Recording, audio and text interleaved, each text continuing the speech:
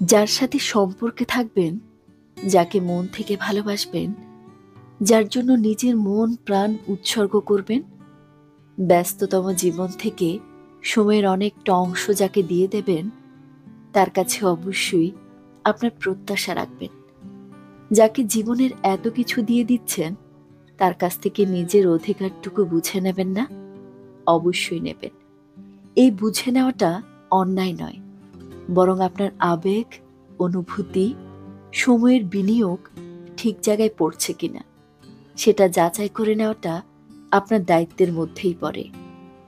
জমি কেনার পর জমির দলিলে নিজের নামটা আছে কিনা সেটা যেমন দেখে নেন, সোনা কিনতে গিয়ে সোনার গায়ে হলমার্ক চিহ্নটা যেমন দেখে নেন, মানুষের ক্ষেত্রে তেমনি।